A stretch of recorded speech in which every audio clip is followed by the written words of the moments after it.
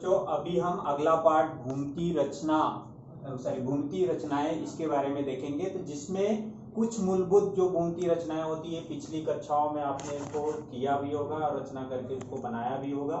तो उसमें बहुत सारी रचनाएं होती हैं, जैसे रेखाखंड की रचना करना, त्रिभुज की रचना करना, चतुर्भुज की रचना करना। ये बहुत सारी चीजें आपने पिछली कक्षाओं में देखा है, लेकिन इनमें से कुछ जो मूलभूत चीजें हैं वह मैं वापस आपको एक बार दोहराता हूँ, और दोहराने के बाद आप इसे अपनी नोटबुक में अच्छे से रचना करेंगे और रचना करके उसको देखेंगे।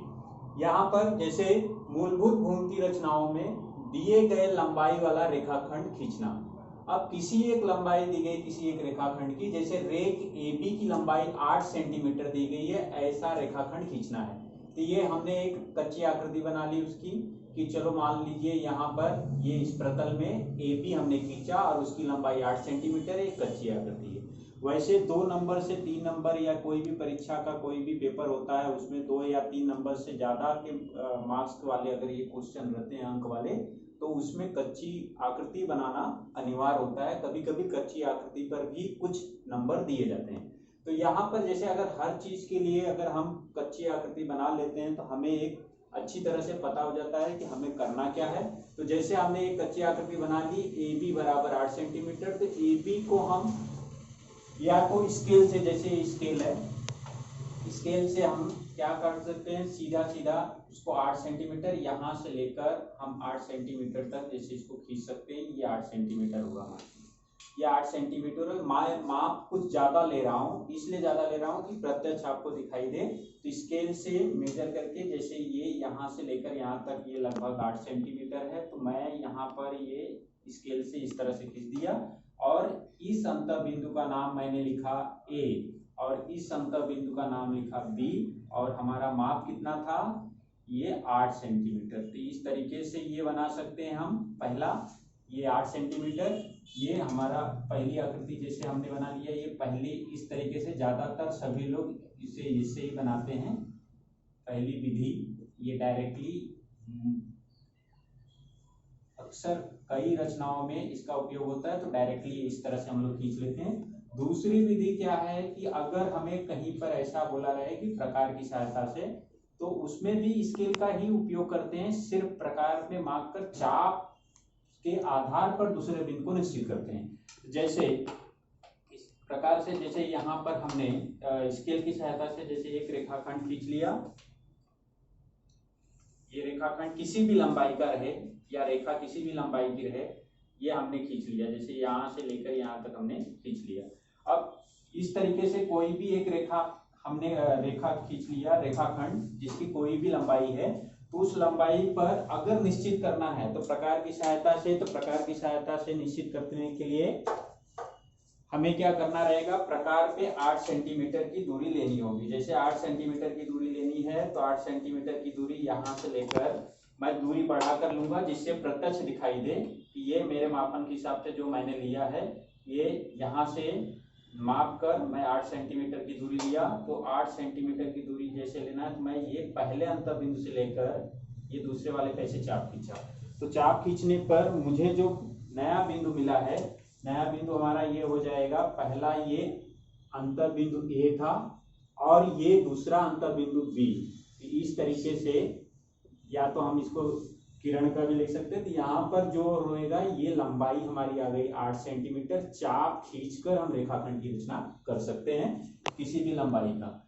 उसके बाद अभी देखिए दूसरा प्रश्न दिया गया है, दिए गए रेखाखंड का लंब समद्विभाजक खींचना, जिसमें रेख PQ बराबर 10 सेंटीमीटर दिया है, खींचकर उसको हमें लंब समद्विभाजित करना है। तो यहाँ पर हमने कच्ची आकृति बना ली। सबसे पहले PQ 10 सेंटीमीटर खींचा, फिर उसके बाद यहाँ पर दोनों बिंदुओं से आधे से ज्यादा दूरी लेने के बाद, जैसे यहाँ पर आधे से ज्यादा और इधर से आधे से ज्यादा दूरी लेने के बाद, इन दोनों अंतर बिंदुओं से ऊपर नीचे चाप खींचकर हमने इसका लंब समद्विभाजक खींचा, जो M से होकर जा रहा है। तो इस तरीके से हमने कच्ची आकृति बनाई, उसकी रेखाखंड का लंब समद्विभाजक खींचना। तो अब सबसे पहले स्केल की सहायता से और स्केल और पेंसिल की सहायता से आप क्या करेंगे, सबसे पहले 10 सेंटीमीटर का, तो लंबाई मैं फिर से बता रहा हूं, मैं अपने अंदाज से प्रत्यक्ष आपको दिखाई दे इसलिए उसको बढ़ा कर लूंगा। यहाँ पर जैसे मैंने 10 सेंटीमीटर ये मैंने स्केल से खींचा और उस रेखाखंड का पहला अंतर बिंदु P और दूसरा अंतर बिंदु ये क्या है Q, और ये लंबाई मेरी कितनी थी 10 सेंटीमीटर। ऐसा हमने रेखाखंड PQ खींचा।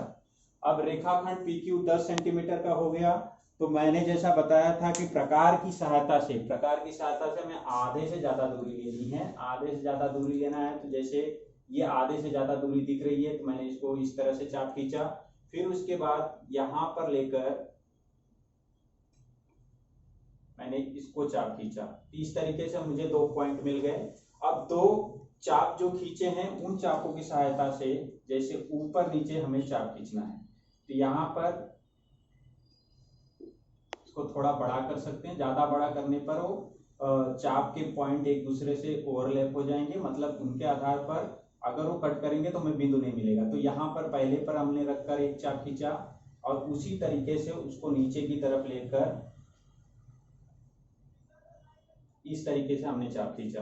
अब जैसे इस बिंदु से लिया था वैसे ही हमें क्या करना रहेगा कि दोनों बिंदुओं से जरा संभाल के ऊपर की तरफ जैसे कि वो बराबर रहे, और फिर वो काटते समय कि आसानी से चाप का जो बिंदु है हमें दिखाई दे, तो ऐसा चाप खींचने का। और फिर इस बिंदु से भी उसी प्रकार हम चाप खींचेंगे जैसे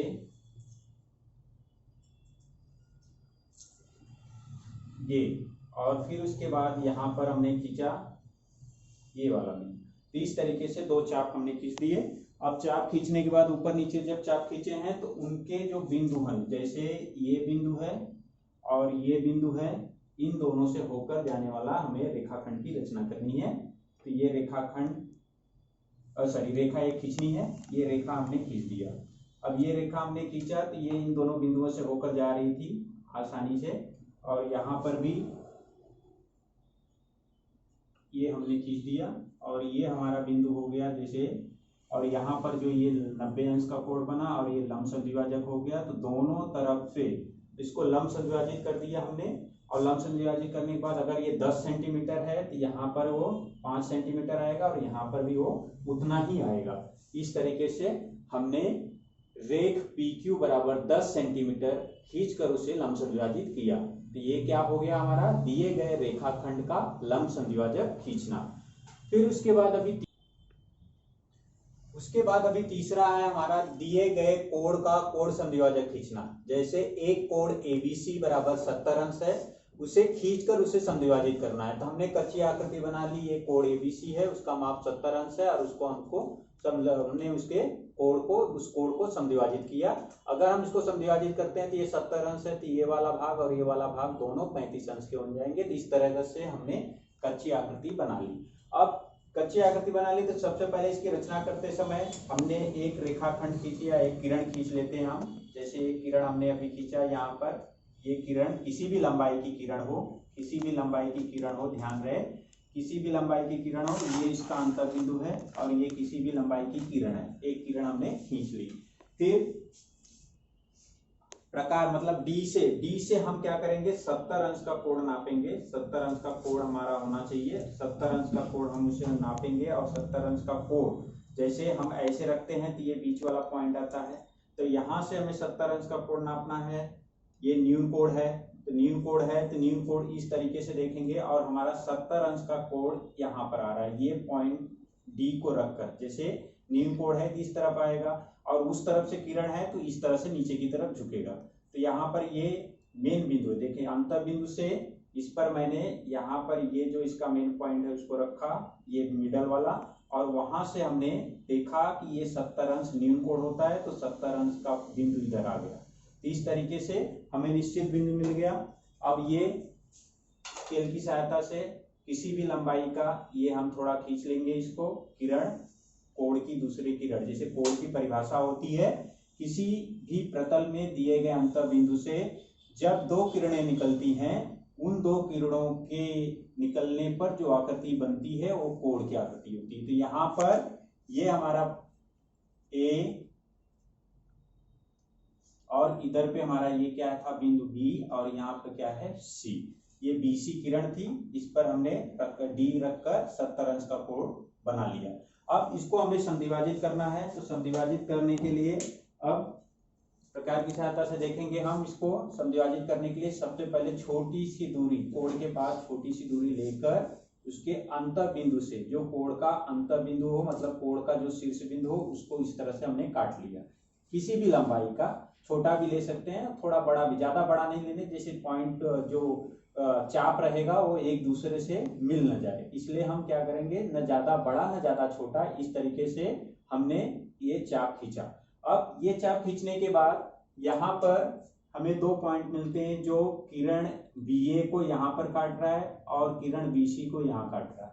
अब इन दोनों को जब ये काट रहा है तो उसको प्रकार की सहायता से ही हमें थोड़ी सी दूरी लेकर, जैसे इस बिंदु से लेकर हमने इसको इस तरह से खींचा और इस तरह से चाप इसका खींच दिया। ये दो चाप हमने रचना कर दी, मतलब पहले यहाँ पर रखकर हमने चाप की रचना की, ये चाप हो गया, फिर उसके बाद हमने यहाँ पर रखकर ये चाप खींचा, इस तरीके से हमने चाप खींच दिया। चाप खींचने के बाद अब ये जो दोनों चापों का संगमन बिंदु है जो मिलता है, उससे शीर्ष बिंदु, कोण का शीर्ष बिंदु जो B है वहां से हम एक किरण खींचेंगे। तो जैसे ये किरण हमने खींच दिया, यहाँ पर ये किरण हमने खींच दी, ये किरण खींच दिया और इस बिंदु का नाम हमारा क्या हो गया, D मान लीजिए इस किरण पे है। अब हम देखेंगे कि जो हमने 70 अंश का कोण खींचा था उसमें हमारा ये 35 अंश आ रहा है कि नहीं। जैसे ये शीर्ष बिंदु है और यहाँ से हम इसको नाप रहे हैं, ये बराबर 30 के बाद 35 आ रहा है। वैसे ही अगर यहाँ पर हम ऐसे रखते हैं तो इस तरीके से बराबर ये 35 अंश पर आ रहा है। तो मतलब किसी भी कोण पर अगर हम समविभाजित करते हैं तो उसको दो समान भागों में विभाजन हो जाता है। ये वाला भाग भी 35 अंश का हो गया और ये वाला भी भाग 35 अंश का हो गया। इस तरीके से दिए गए कोण का कोण समद्विभाजक खींचा, ये हमने जो रचना थी वो हमने की। अब चौथी रचना जो है, दिए गए किसी रेखा पर स्थित किसी बिंदु से उसी रेखा पर लंब की रचना करना। तो यहाँ पर एक प्रश्न दिया है, AB बराबर 9.7 सेंटीमीटर दिया है, रेख AB खींचाना है हमें, फिर उस पर एक बिंदु P लेना है, इस प्रकार की A', P', B हो और AP का मान कितना दिया है 3.5 सेंटीमीटर। बिंदु P से रेख AB पर लंब रेखा MN हमें खींचना है। तो यहाँ पर सबसे पहले हम क्या करेंगे, हमें 9.7 सेंटीमीटर 9.7 सेंटीमीटर का ये लंबाई मैं बढ़ा के लूंगा जिससे आपको स्पष्ट दिखाई दे। यहाँ पर 9.7 सेंटीमीटर का मैंने ये रेख AB खींचा। यहाँ पर ये रेख AB है जो 9.7 सेंटीमीटर है। ये इसकी लंबाई इस तरह से दर्शा सकते हैं।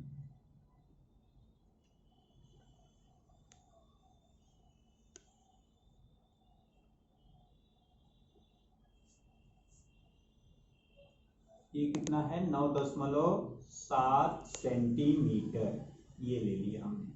अब AB बराबर 9.7 सेंटीमीटर दिया था, AB हमने 9.7 सेंटीमीटर खींच दिया। उसके बाद AP दिया हमें 3.5 सेंटीमीटर। तो AP'B होना चाहिए, A', P', B होना चाहिए, A', P', B होना चाहिए। तो मतलब P हमारा यहाँ आएगा। तो प्रकार की सहायता से, स्केल और प्रकार की सहायता से, स्केल और प्रकार की सहायता से हम क्या करते हैं, जो हमें AP की लंबाई दी गई है 3.5, तो ऐसे बुक पर रखकर हमने उसको 3.5 लेना है। जैसे ये हमने 3.5 इसको ले लिया। अब 3.5 ले लिया तो 3.5 A पर रखकर वो चाप हम थोड़ा सा खींच देते हैं। ये जैसे हमने चाप खींचा। अब ये चाप खींचने के बाद हमें जो लंबाई मिल गई, ये लंबाई यहाँ तक की P, और ये कितना हो गया 3.5 सेंटीमीटर। कितना हो गया ये 3.5 सेंटीमीटर। इस तरीके से हमने AP खींचा और A', P', B हो गया। अब हमें बिंदु P से लंब रेखा की रचना करनी है, लंब रेखा MN की रचना करनी है बिंदु P से। तो लंब रेखा MN की रचना करनी बिंदु P से, तो बिंदु P को केंद्र मानकर या बिंदु P पर प्रकार की नोक रखकर अब थोड़ी सी लंबाई दोनों तरफ, जैसे बिंदु P को हमने केंद्र माना, यहाँ पर हमने रखा, ये चाप खींचा और इसके बाईं तरफ और दाहिनी तरफ हमने इस तरीके से चाप खींच लिया। अब हमें दो बिंदु मिल गए, एक बिंदु इधर मिला, इस बिंदु से ये वाला जो बिंदु दिया गया अभी जो हमने लिया, और ये समान लंबाई से काटने के बाद हमें मिल गया। अब इसमें प्रकार के को थोड़ा सा बढ़ा करके हमें चाप खींचना है। तो जैसे चाप हम खींचते हैं, पहले जैसे मैंने बताया था इस तरफ रखकर ऊपर नीचे खींचना है, और यहाँ भी उसी तरीके से रखकर ऊपर नीचे खींचना है। ठीक वैसे ही यहाँ पर ऊपर नीचे खींचना है, इस बिंदु पे रखकर ऊपर नीचे खींचना है। तो इस तरीके से हमें चाप मिल गया और उनके जो अंतर बिंदु है वो मिल गए। अब यहाँ पर ये बिंदु जो दोनों चापों का संगमन बिंदु है, ये दोनों बिंदु दोनों चापों के संगमन बिंदु है, उनसे होकर हमें रेख MN की रचना करनी है। रेख MN की रचना करनी है, वो जो बिंदु P से होकर जाएगी। इस तरीके से हमें रेख MN की रचना करनी है जो बिंदु P से होकर जा रही है।